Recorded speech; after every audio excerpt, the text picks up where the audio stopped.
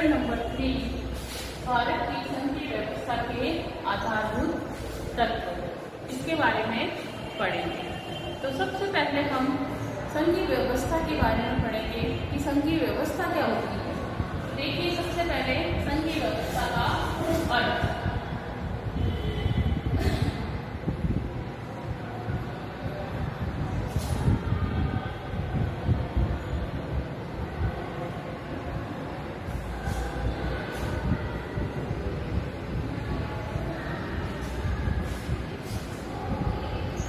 देखिए, संघीय व्यवस्था, भारत के अंतर्गत संघीय व्यवस्था से क्या तात्पर्य।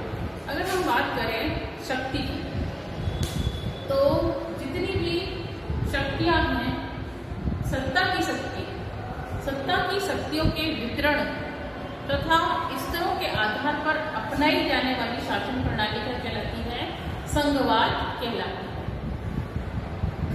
वापिस से सुनिए, सत्ता की शक्तियों के वितरण तथा स्तरों के आधार पर, अलग अलग स्तर होते हैं, राज्य स्तर है, केंद्रीय स्तर है, तो इन स्तर के ऊपर अपनाई जाने वाली जो भी शासन प्रणाली है वो क्या कहलाती है, संघवाद कहलाती है।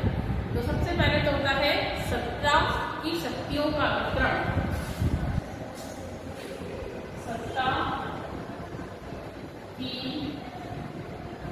शक्तियों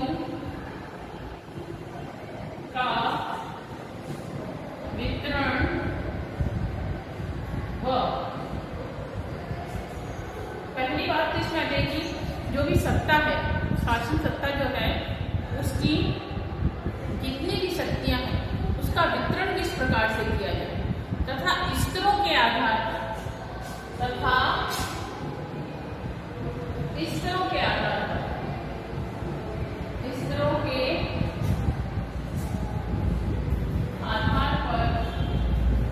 अपनाई जाने वाली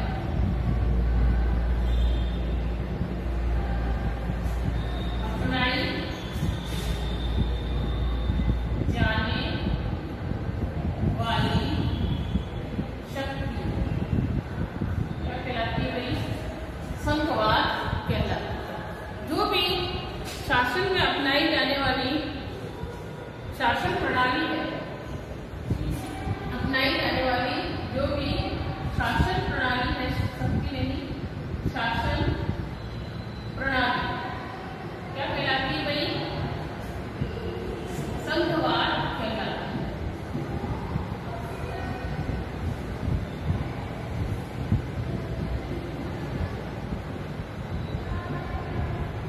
तो देखिए, जो भी सत्ता की शक्तियां हैं और उसके साथ साथ जो स्तरों का आधार दिया गया है, स्तर का आधार क्या हो सकता है, राज्य स्तर हो सकता है, केंद्रीय स्तर हो सकता है, वह क्या कहलाती है, संघवाद कहलाती है। अगर हम इसमें बात करें कि इसके अंतर्गत, इस शासन प्रणाली के अंतर्गत संघवाद जो है, शासन का संचालन केंद्र तथा उसकी विभिन्न इकाइयों के माध्यम से होता है। जो भी शासन चलाया जा रहा है, तो देखिए, शासन की जो इकाइयां हैं, है ना, वो दो स्तर पे होती हैं। शासन प्रणाली की जो इकाइयां हैं वो दो स्तर पे होती हैं। वो दो स्तर हो सकते हैं, केंद्र स्तर और दूसरा हम कह सकते हैं राज्य स्तर।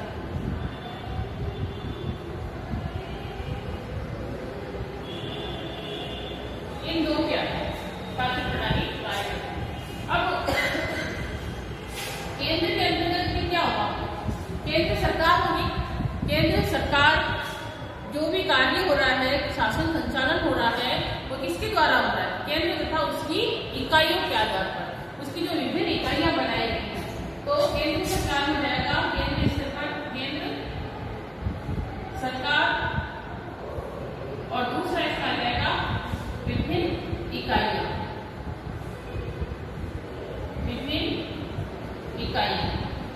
इनके माध्यम से क्या होता है भाई, शासन संचालन होता है।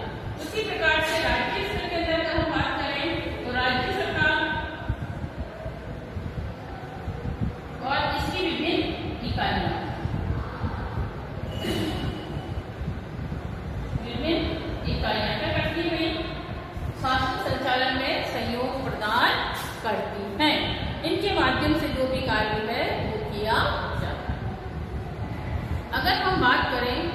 संघीय शासन का जो निर्माण है प्राय दो प्रकार से होता है। संघ सरकार का जो निर्माण है, संघीय शासन व्यवस्था का जो निर्माण किया गया है वो दो प्रकार से होता है। पहला जो है वह है अनेक संप्रभु इकाइयों का आपस में एक हो जाना, ठीक है ना। पहला जो इसका आधार माना जाता है वह है जितने भी संप्रभु इकाइयां हैं उनका क्या हो जाना, आपस में एक हो जाना। और दूसरा है जिसके अंतर्गत एक बड़ी राजनीतिक इकाई है, एक बड़ी राजनीतिक इकाई है उसको शासन की कार्य कुशलता की दृष्टि से अलग अलग इकाइयों में क्या कर देना भाई, उसको बांट देना कि सब जने जो है कार्य मिलके करेंगे और इसमें इकाइयों का बंटवारा कर दिया जाता है।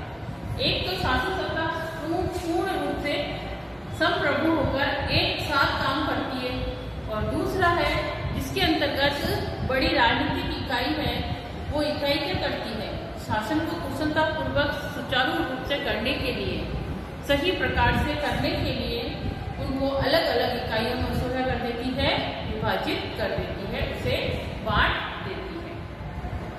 इसके अंतर्गत जो पहली प्रक्रिया है, पहली प्रक्रिया का सबसे सटीक अगर हम उदाहरण करें तो अमेरिका के अंतर्गत जितनी भी इकाइयां हैं वो एक व्यक्ति के हाथ में होती है। सारा कार्य जो है वह संप्रभु इकाइयां जो है वो आपस में एक होकर कार्य करती हैं। तो पहला अगर हम बात करें पहली प्रक्रिया के अंतर्गत जो हम उदाहरण देख रहे हैं वो उदाहरण है अमेरिका। जबकि अगर हम दूसरी प्रक्रिया की बात करें तो दूसरी प्रक्रिया जो है वो भारत है, क्योंकि भारत के अंतर्गत कौन सी प्रणाली अपनाई जाती है कि राजनीतिक इकाइयों का क्या किया जाता है, राजनीतिक इकाइयों को शासन के अंतर्गत क्या कर दिया जाता है, अलग अलग इकाइयों में विभाजित कर दिया जाता है और सब मिलकर कार्य को अंजाम तक पहुंचाते हैं और उसके अंदर काफी अच्छा सफलतापूर्वक करने के लिए एक अच्छी प्रणाली का उपयोग करते हैं। वर्तमान में अगर हम बात करें तो वर्तमान में अमेरिका, ऑस्ट्रेलिया, स्विट्जरलैंड, रूस, कनाडा और भारत जैसे देश जो हैं सफल संघीय देश माने जाते हैं। ये सब जो देश हैं वो कैसे माने जाते हैं, सफल है। सफल किस लिए है, संघीय व्यवस्था को अपनाने में ये सफलतापूर्वक कार्य कर रहे हैं। तो हम बात कर रहे थे भारत के संविधान। तो भारत के संविधान के तहत जो संघीय व्यवस्था शासन की स्थापना की गई है उसके अंतर्गत क्या है भाई, संघवाद के स्थान पर राज्यों का संघ शब्द का प्रयोग किया गया है। इसके अंतर्गत संघवाद की जगह राज्यों का संघ, किसका संघ, राज्यों का संघ। भारत के संविधान के अंतर्गत संघवाद शब्द के लिए किसका यूज किया गया है, राज्यों का संघ। राज्यों का संघ शब्द का उपयोग किया गया है कि हमारा जो देश है वह क्या है भाई, सभी राज्यों को मिलाकर एक संघ का निर्माण करता है। संविधान लागू होने पर भारत में एक केंद्रीय सत्ता और 14 राज्य कहें या फिर प्रांत की सत्ता स्थापित करने और संघीय ढांचे को मूर्त रूप दिया गया था। जब शुरुआत के अंतर्गत भारत के अंदर संविधान लागू हुआ, जब लागू होने वाला था उस समय केंद्रीय सत्ता और कुल कितने प्रांत थे, 14 राज्य या फिर प्रांतों को क्या किया गया था भाई, स्थापित करने के लिए एक संघीय ढांचे का मूर्त रूप तैयार किया गया था, उसे एक मूर्त रूप दिया गया था। अगर हम बात करें वर्तमान में भी जब ये किताब छपी हुई है उस समय आज का जो वर्तमान है वो बदल चुका है। आज जो है जम्मू कश्मीर को भारत का ही हिस्सा बना दिया गया है, लेकिन हम इस किताब की बात करें तो उस समय वर्तमान में भारत में 29 राज्य, 7 केंद्र शासित प्रदेश थे, जहां केंद्र सरकार द्वारा शासन का संचालन किया जाता है। कि इसके अंतर्गत जो कार्य है उस कार्य को सुचारू रूप से रूपरेखा और दिशा प्रदान करने का जो कार्य था वो किसका था भाई? केंद्र सरकार का था। तो ये छोटा सा अर्थशास्त्र संघीय व्यवस्था का अर्थ क्या होता है, इसे किस नाम से और क्यों जानते हैं? संघ के नाम से जानते हैं, संघवाद के नाम से जानते हैं संघीय व्यवस्था को। सत्ता की जो शक्तियां हैं इसका वितरण और स्तरों के आधार पर अपनाई जाने वाली जो शासन प्रणाली है उसे संघवाद कहते हैं। भारत के अंतर्गत संघवाद को क्या कहा जाता है? संविधान में इसको संघवाद के स्थान पर क्या लिखा गया है भाई? राज्यों का संघ कहा गया है। राज्यों के संघ शब्द का प्रयोग किया गया है। अब जो है हमारा चैप्टर जो है वो कह रहा है भारत की संघीय व्यवस्था के आधारभूत तत्व। तो हमें यहाँ पर क्या पढ़ना है कि इस व्यवस्था को अपनाने के कौन कौन से आधारभूत तत्वों का प्रयोग किया गया है। तो देखिए इसके आधारभूत तत्व जो है टोटल 7 है। कितने भाई? 7 आधारभूत तत्वों को इसमें अपनाया गया है, जिसको हम एक एक करके डिस्क्राइब करेंगे।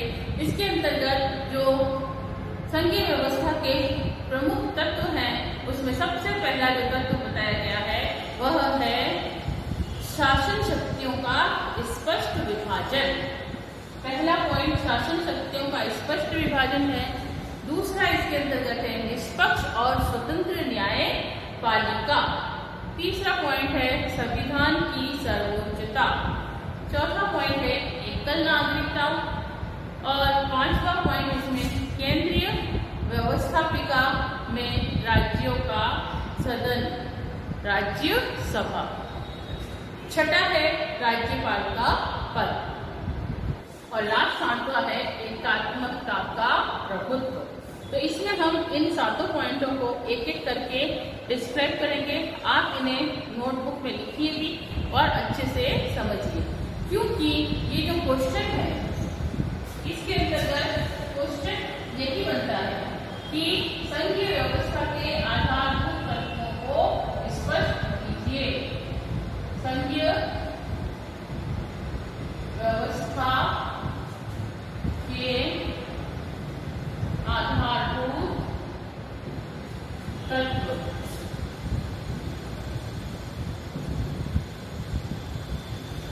देखिए ये क्वेश्चन आरबीसी बोर्ड के अंदर आता है, जिसके अंतर्गत ये क्वेश्चन या तो फिर निबंधात्मक प्रश्न के अंदर आ सकता है, ऐसे टाइप के क्वेश्चन होते हैं उसमें आ सकता है, या फिर इसमें कोई 2 तत्व पूछ ले या 3 तत्व पूछ ले और ये 3 नंबर का क्वेश्चन भी बन सकता है कि भारतीय संघीय व्यवस्था के कोई 3 आधारभूत तत्व लिखिए। तो ये क्वेश्चन शॉर्ट में आ सकता है। अगर लॉन्ग क्वेश्चन के अंदर देना है तो इसके अंतर्गत 5 या फिर 8 नंबर का ये क्वेश्चन बन सकता है कि भारतीय संघीय व्यवस्था के आधारभूत तत्वों को स्पष्ट कीजिए। अगर ये क्वेश्चन इस प्रकार से आता है और लॉन्ग में आता है, ऐसे टाइप क्वेश्चन में आता है, तब आपको इसके 7 पॉइंटों को क्या करना है भाई?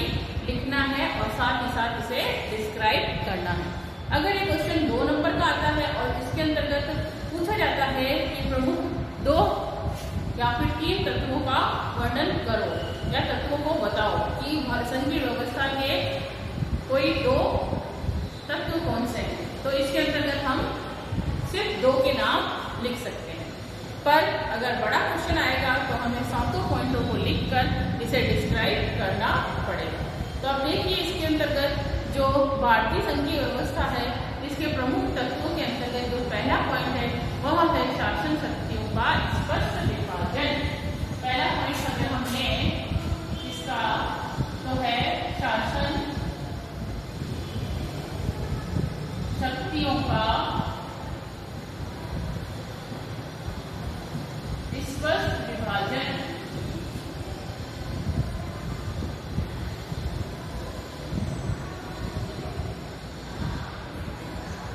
अब इसे समझिए कि शासन शक्तियां क्या हैं, कौन सी अनुसूची में है ना। तो अगर हम बात करें शासन शक्तियों के बारे में, तो ये संविधान की 7वीं अनुसूची के अंतर्गत है। कौन सी अनुसूची के अंतर्गत है भाई? ये है 7वीं अनुसूची और अनुच्छेद 246। शासन शक्तियों का जो वर्णन किया गया है वह 7वीं अनुसूची में। कौन सी? 7वीं अनुसूची। और इस शासन शक्तियों का वर्णन करने के लिए जो अनुच्छेद अपनाया गया है वो अनुच्छेद है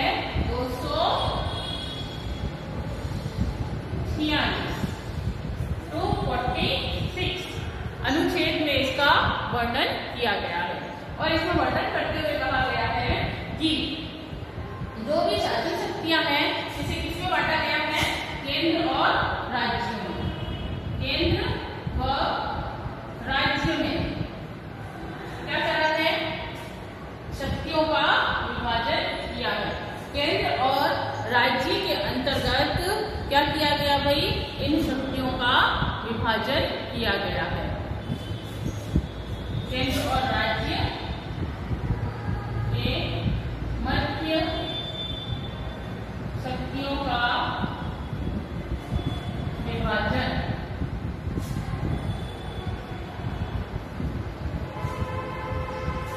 शॉर्ट क्वेश्चन आए कि शासन शक्तियों का जो विभाजन है वह कौन सी अनुसूची में किया गया है? तो 7वीं अनुसूची। टोटल अनुसूचियां कितनी है भाई? टोटल अनुसूचियां जो है 12 है। टोटल अनुसूचियां कितनी है? 12। इसमें से 7वीं अनुसूची जो है वह केंद्र और राज्यों के बीच क्या करती है भाई? शक्तियों के विभाजन की बात करती है। अगर हम बात करें संघीय सूची, तो संघीय सूची के 97 विषयों पर केंद्र और राज्य, इसे केंद्र भी कह सकते हैं और संघ भी कह सकते हैं, एक ही बात है, ठीक है ना? या तो केंद्र कहें या फिर राज्य कहें। तो देखिए इसके अंतर्गत जो बंटवारा किया गया है, संघ सूची, राज्य सूची, समवर्ती सूची।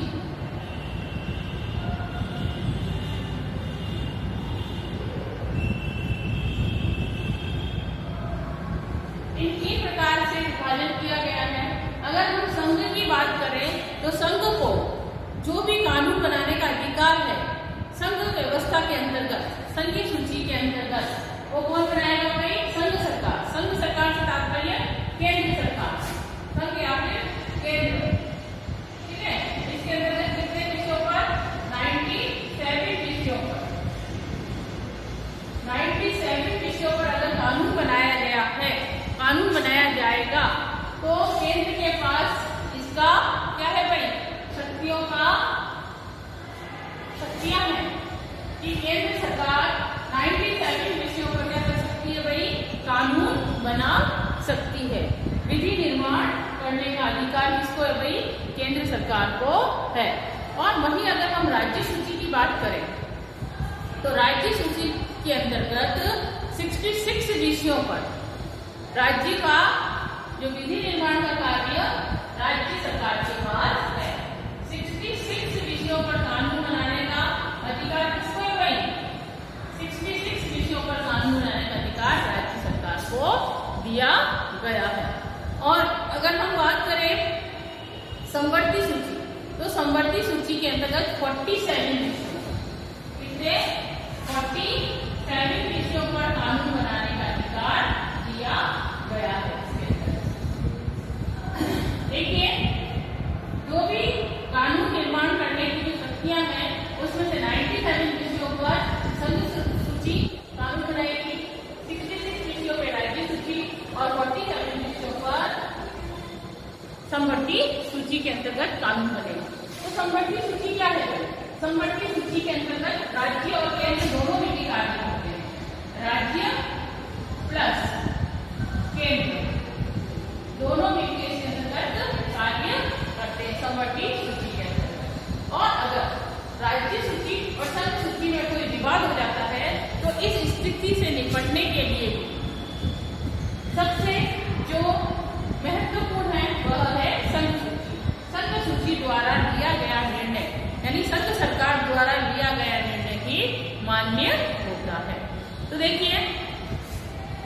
समवर्ती सूची वाला है, समवर्ती सूची के अंतर्गत केंद्र और राज्य दोनों मिलकर क्या कर सकते हैं भाई, इन 47 विषयों पर कानून बना सकते हैं।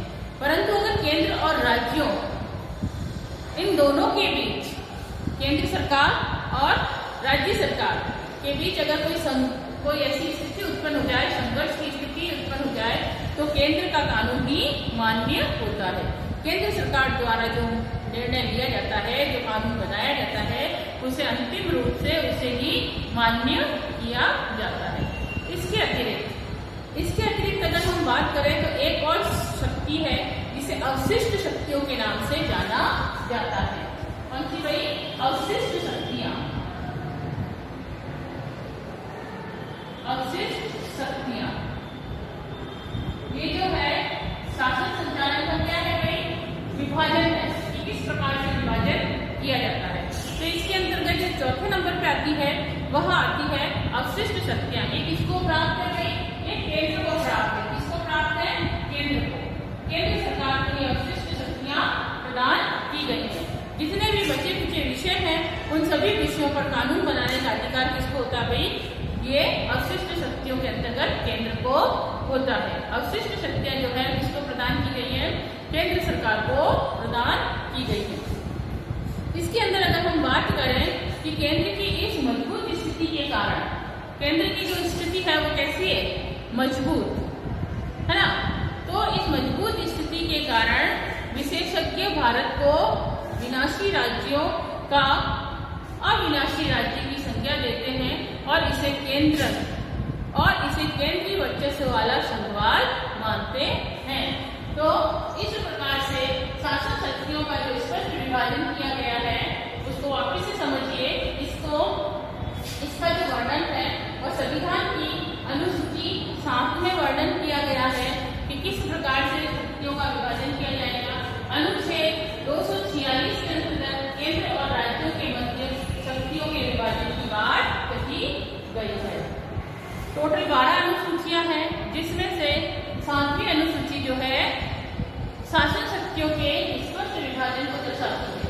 इसके अंतर्गत 3 प्रकार की सूचियां हैं और चौथी जो है वो है अवशिष्ट शक्तियां। संघ सूची के अंतर्गत 97 विषयों पर कानून बनाने का अधिकार केंद्र सरकार को है और राज्य सूची के अंतर्गत 66 विषयों पर कानून बनाने का अधिकार किसको है भाई? राज्य को है। और 47 विषयों पर कानून बनाने का अधिकार समवर्ती सूची में जाता है और समवर्ती सूची के अंतर्गत केंद्र और राज्य दोनों मिलकर कानून बनाते हैं। अगर इनके अंतर्गत कोई विवाद हो जाता है किसी बात को लेकर, किसी विषय को लेकर, तो संघ सरकार द्वारा या केंद्र सरकार द्वारा जो निर्णय लिया जाएगा उसे ही मान्य किया जाएगा, वही मान्य होगा। और फिर नेक्स्ट है अवशिष्ट शक्तियां। अवशिष्ट शक्तियां जितनी भी है वह किसके पास है भाई? केंद्र सरकार के पास है। तो ये था हमारा पहला पॉइंट, शासन शक्तियों का स्पष्ट विभाजन। दूसरा जो पॉइंट है वह है स्वतंत्र और निष्पक्ष न्यायपालिका। स्वतंत्र और निष्पक्ष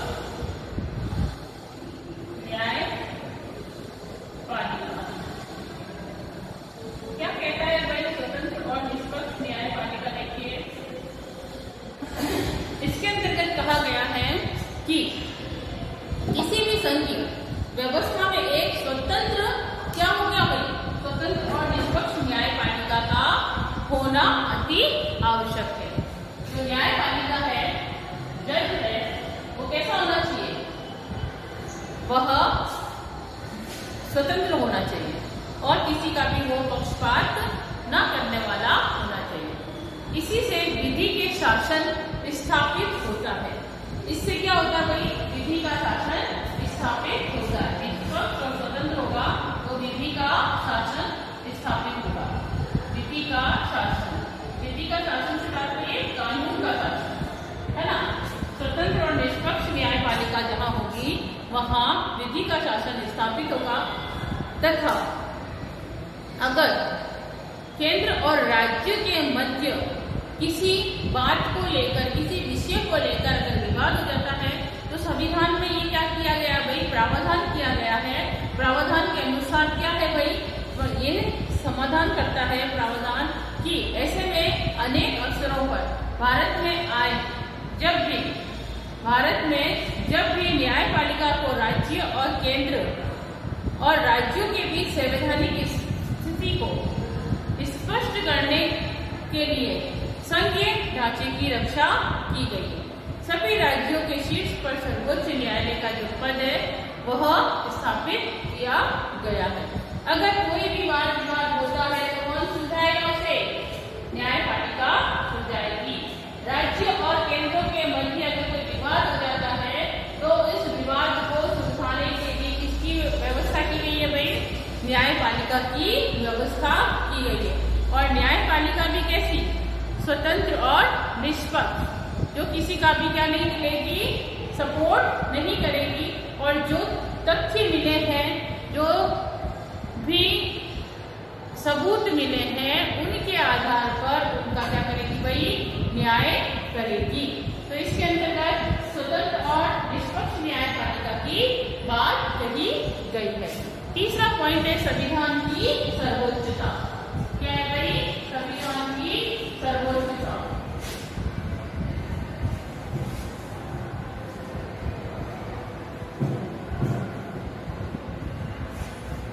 तीसरा पॉइंट कहता है संविधान की सर्वोच्चता।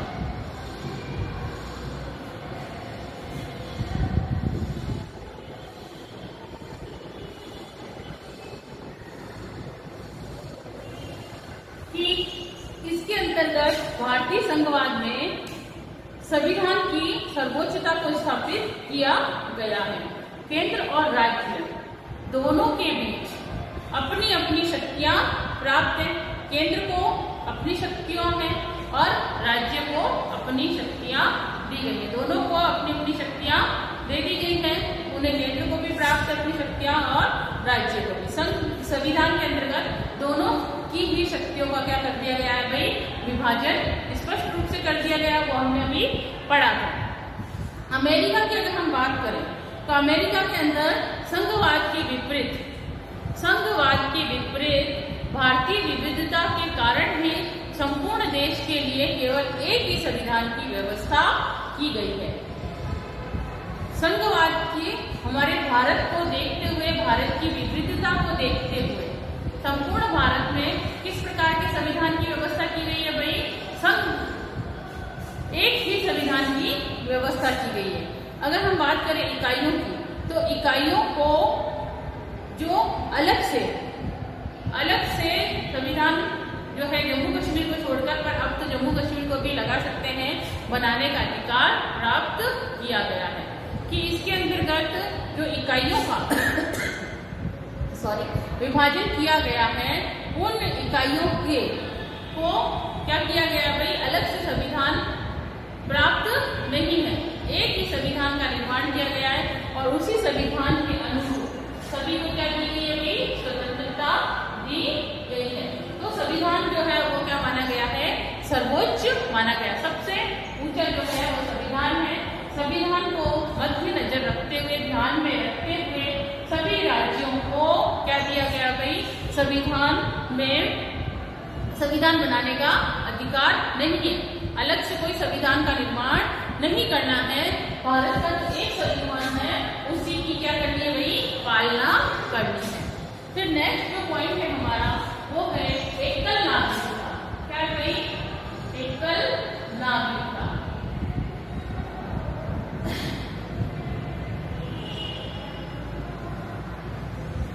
एकल नागरिकता की बात करी गई।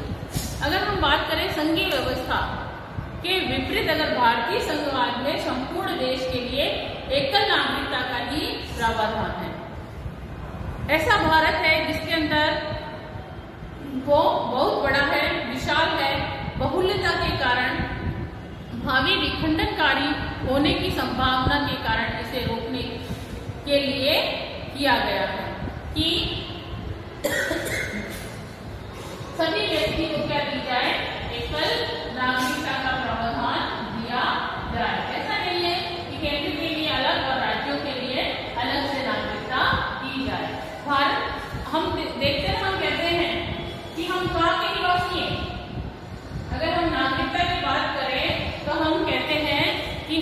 भारत के निवासी हैं।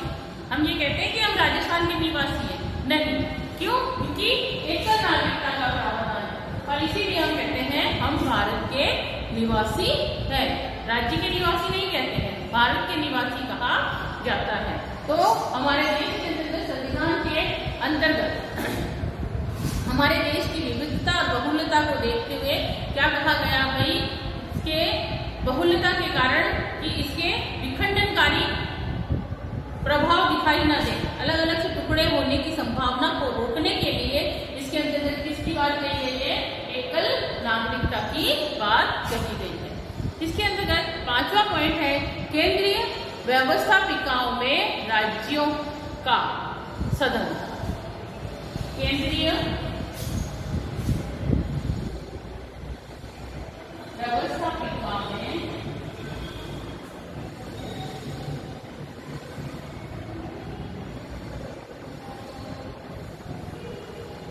राज्य का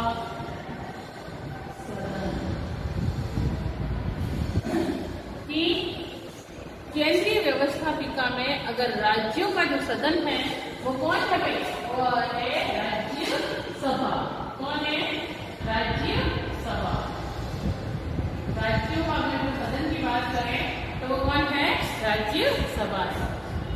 तो देखिए इसके अंतर्गत क्या कहा गया है कि भारतीय संघवाद के अंतर्गत संघवाद को सुदृढ़ और मजबूत बनाने के लिए केंद्रीय व्यवस्थापिका अर्थात संसद का जो उच्च सदन है वो कौन है? राज्यसभा का क्या किया गया भाई? राज्यसभा को राज्य के प्रतिनिधित्वक संस्था के रूप में स्थापित किया गया है। ठीक है, ये राज्यसभा उच्च सदन है। क्या है? उच्च सदन है और साथ ही साथ स्थायी सदन है।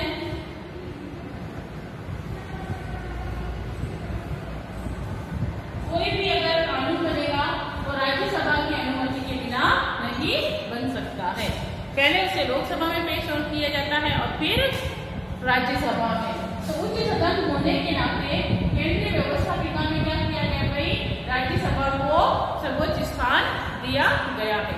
राज्य का क्या करता है? वो प्रतिनिधित्व करता है, प्रतिनिधित्व करता है। राज्यसभा जो है अपने अपने राज्य का क्या करता है भाई? प्रतिनिधित्व करता है। इसीलिए इसे प्रतिनिधित्वक संस्था के रूप में स्थापित किया गया, इसे राज्यसभा को। अगर हम बात करें अमेरिका की, तो अमेरिका के अंतर्गत संघीय व्यवस्था के विपरीत राज्यसभा में राज्यों को एक समान प्रतिनिधित्व प्रदान नहीं किया गया है, जबकि हमारे देश के अंदर भारत में राज्यसभा को प्रतिनिधित्वक संस्था के रूप में स्वीकार किया गया है। जनसंख्या के अनुपात में सदस्य संख्या निर्धारित की गई है। जिस राज्य की जितनी जनसंख्या होगी उसके आधार पर क्या किया गया भाई? राज्यसभा में सदस्य संख्या निर्धारित की गई है। नेक्स्ट जो हमारा पॉइंट है वह है राज्यपाल का पद। 5वां पॉइंट जो है वह है राज्यपाल का पद। आपने देखा होगा भाई कि हर राज्य का अलग अलग क्या होता है? राज्यपाल नियुक्त किया जाता है ना। हमारे राजस्थान के कौन है भाई? कलराज मिश्र। कौन है भाई? वह राज्यपाल है। तो देखिए इसके अंतर्गत राज्यपाल का पद जो है वह अलग से बनाया गया है, जो अपने राज्य की सारी संस्थाओं के बारे में जानकारी प्राप्त करता है। जो भी इकाइयां हैं कार्य कर रही हैं उन इकाइयों के बारे में पूर्ण रूप से जानकारी प्राप्त करने के लिए उसके पास क्या है भाई? प्रावधान है। वह मुख्यमंत्री के द्वारा अपने राज्य की सभी योजनाओं के बारे में जानकारी प्राप्त कर सकता है। तो देखिए भारतीय संघवाद के अंतर्गत एक व्यवस्था का ये एक महत्वपूर्ण अंग है। राज्यपाल का जो पद है यह अपने आप में एक महत्वपूर्ण अंग माना जाता है। क्यों? क्योंकि राज्यपाल जो है वह केंद्र द्वारा नियुक्त होकर राज्यों के केंद्र राज्यपाल को कौन नियुक्त करता है? केंद्र सरकार द्वारा इसे नियुक्त किया जाता है। और नियुक्ति किसकी की जाती है? नियुक्ति इसलिए की जाती है कि वह राज्य के अंतर्गत क्या है भाई, प्रतिनिधि के रूप में कार्य कर सके, केंद्र के प्रतिनिधि के रूप में कार्य कर सके। राज्य के अंतर्गत केंद्र का प्रतिनिधि के रूप में कार्य कर सके कौन? राज्यपाल। और इसके अंतर्गत व्यवहारिक अनुभव के आधार पर अगर हम बात करें कि व्यवहारिक अनुभव, तो इसके आधार पर राज्यपाल का पद जो है वह केंद्र और राज्यों के मध्य विवाद का सबसे बड़ा मुद्दा बन गया है। परंतु केंद्र राज्य संघ के रूप में उसकी अपनी उपयोगिता है।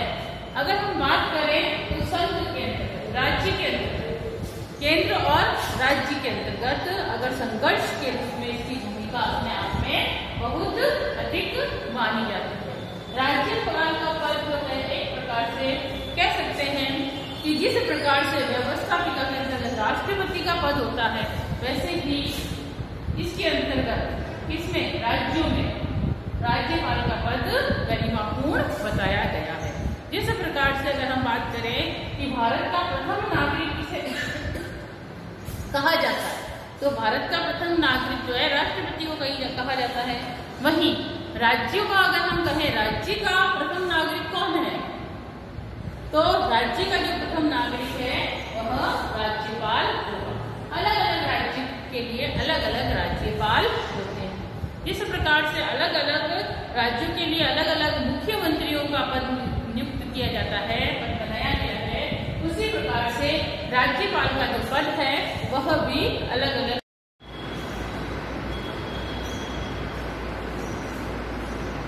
Good morning class. कल हम मूल अधिकारों के अंतर्गत नीति निर्देशक तत्वों के बारे में पढ़ रहे थे।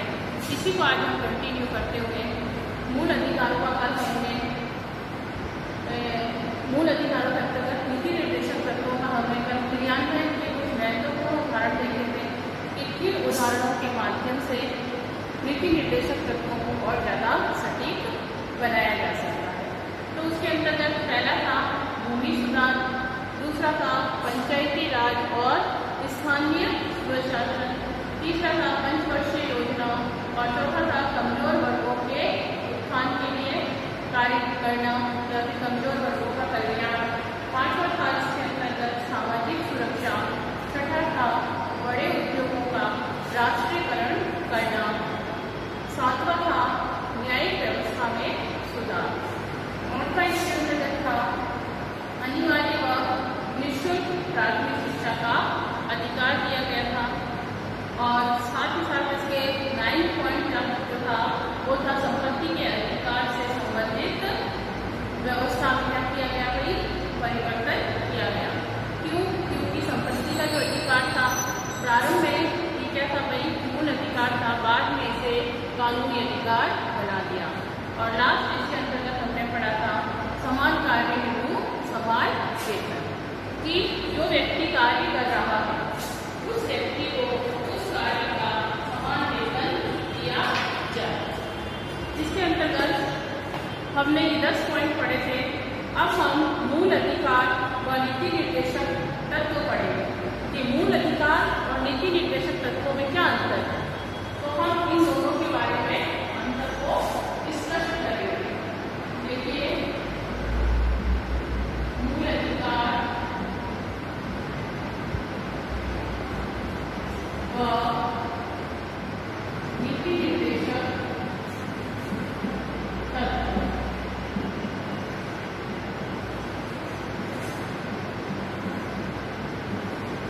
इन दोनों के बारे में हम वापस से जानेंगे और समझेंगे कि इन दोनों में अंतर क्या है। तो हम जो है इसके अंतर मूल अधिकार तत्वों में अंतर, मूल अधिकार किस प्रकार के क्या क्या दिए गए हैं और क्यों दिए गए हैं, और नीति निर्देशक तत्व जो है उसमें क्या बात कही है। तो देखिए, मूल अधिकार और नीति निर्देशक तत्व दोनों ही नागरिकों के कल्याण और विकास से संबंधित है। अगर हम बात करें मूल अधिकारों की और बात करें नीति निर्देशक तत्व, सरकार द्वारा संविधान में इनको समाहित करने का एक कारण है कि ये दोनों जो है वह नागरिकों के विकास में महत्वपूर्ण भूमिका निभाते हैं तथा साथ ही साथ इसके अंतर्गत नागरिकों का जीवन स्तर जो है, जीवन को श्रेष्ठ बनाने के लिए क्या किया गया है, प्रतिबद्ध किया गया है कि मूल अधिकार भी अगर दिए गए हैं और नीति निर्देशक तत्वों का भी वर्णन है, तो इन दोनों का भी वर्णन इसलिए है कि इससे अधिक नागरिकों का जीवन जो है वो कैसा बने, अच्छा बने, इसके लिए ये दोनों ही